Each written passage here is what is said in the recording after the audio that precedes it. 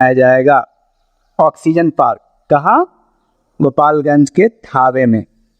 इसमें बांस की खास किस्म की सीमा प्रजाति के पौधे लगाए जाएंगे थावे में। पहला ऑक्सीजन पार्क। इस तरह के प्रश्न पहले भी गुजरे हैं।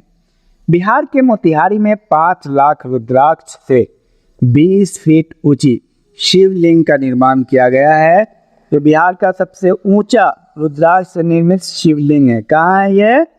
मोतिहारी में। इसकी स्थापना शांति स्थापित करने एवं जग कल्याण के लिए की गई है। बिहार का बक्सर जिला काला नमक चावल का हब बनने की दिशा में आगे बढ़ रहा है। काला नमक और चावल कहाँ? बक्सर में। केंद्र की यूडाइस रिपोर्ट 2020-21 के अनुसार देश के सरकारी स्कूलों में कुल नामांकित बच्चों बिहार के सर्वाधिक हैं। बहुत बेहतरीन है। सरकारी में 16.18 बच्चे हैं। इस प्रकार सरकारी स्कूल में पढ़ने वाले कक्षा 1 के बच्चों की संख्या के मामले में बिहार देश में पहले स्थान पर है। बिहार के मुंगेर जिले के जंगलों में एक बार फिर नक्सलियों पर लगाम लगाने के लिए operation shadow search and destroy चलाया गया। कहाँ? इसको याद रखना है, मुंगेर में ऑपरेशन शैडो यानी सर्च एंड डिस्ट्रॉय। बिहार के सबसे बड़े एलिवेटेड सड़क कॉरिडोर का निर्माण दानापुर से बिहटा तक नए वित्तीय वर्ष 2023-24 से शुरू होगा। एलिवेटेड सड़क कहाँ से कहाँ? दानापुर से बिहटा, सबसे बड़ा है यह।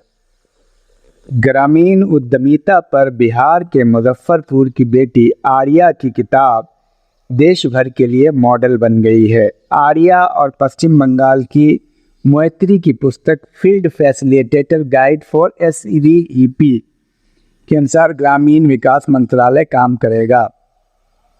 बहुत बेहतरीन है। आर्या की किताब है और पश्चिम बंगाल की मैत्री। बिहार विधानसभा की ऐतिहासिक इमारत के 100 वर्ष पूरे होने के उपलक्ष्य में विधानसभा परिसर में एक कार्यक्रम आयोजित किया जाएगा।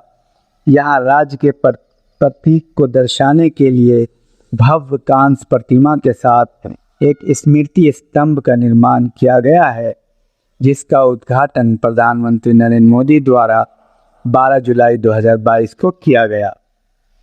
विधानसभा में बने स्मृति स्तंभ में कई खूबियां हैं। इस स्मृति स्तंभ के ऊपर बहुत बेहतरीन है, इसको ध्यान में रखिएगा, बोधि वृक्ष बनाया गया है जिसमें 318 पत्ते लगे हैं, जो ये बताते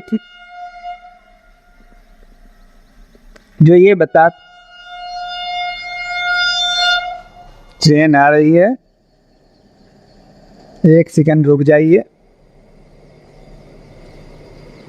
तो इसमें बोधि वृक्ष में 318 पत्ते हैं, जो ये बताता है कि बिहार विधानसभा में 243 सीटें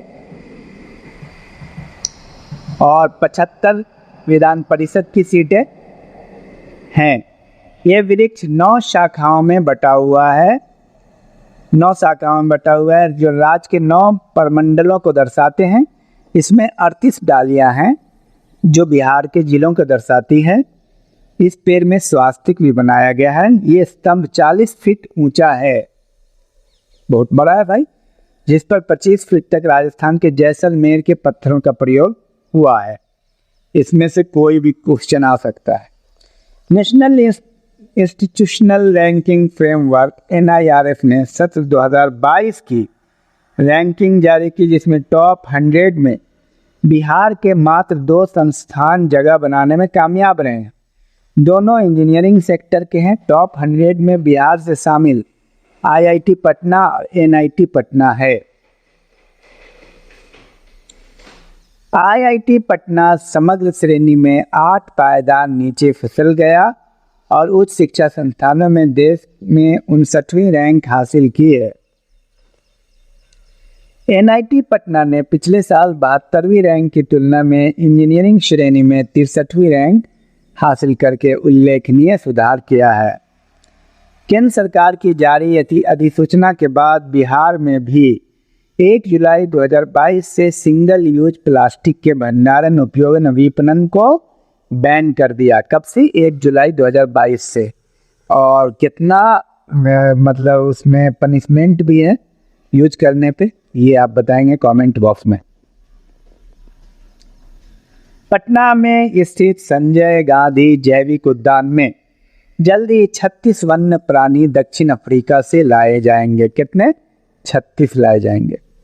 दक्षिण अफ्रीका से जो जानवर लाए जाएंगे उनमें अफ्रीकी जिराफ, ज़ेब्रा, 2 सींगों वाला गेंडा, अफ्रीकी शेर, इम्पाला, ओरिंग्स हिरन, लंबे सींगों वाले हिरन के अलावा नाइल क्रोकोडाइल शामिल है। कहाँ से आएगा ये भी क्वेश्चन आ सकता है, दक्षिण अफ्रीका से। बिहार से राज्यसभा की 5 सीटों के लिए फैयाज अहमद जो राजद के हैं, मीसा भारती राजद के हैं, सतीश चंद्र दुबे भाजपा, शंभू शरण पटेल भाजपा तथा खीस महतो जदयू निर्विरोध निर्वाचित हुए। जुलाई 2022 में पटना के प्रेमचंद रंगशाला में किन्नर महोत्सव का आयोजन किया गया। पद्मश्री मंजम्मा जोगाठी ने कन्नड़ गीत और नृत्य की प्रस्तुति दी। किसने की? मंजम्मा, पद्मश्री मंजम्मा जोगाठी। मुख्यमंत्री नीतीश कुमार ने संबंधित विभागों को हर खेत तक सिंचाई का पानी योजना के तहत शुरू की गई परियोजनाओं को 2025 तक पूरा करने का निर्देश दिया है। बिहार में 25 जुलाई से 30 जुलाई तक आज़ादी के अमृत महोत्सव के तहत सभी जिलों में अमृत बिजली महोत्सव का आयोजन किया गया। बहुत बेहतरीन है। सिक्किम के बाद बिहार देश में ऑक्सीजन की खपत की निगरानी में दूसरे स्थान पर है। सिक्किम के बाद बिहार है। बिहार के 90% अस्पतालों द्वारा ऑनलाइन ऑक्सीजन खपत की जानकारी दी जा रही है। गर्भवती महिलाओं के प्रसवोत्तर देखभाल में बिहार को देश में दूसरा स्थान प्राप्त है। गर्भवती महिलाओं के प्रसवोत्तर की देखभाल के लिए।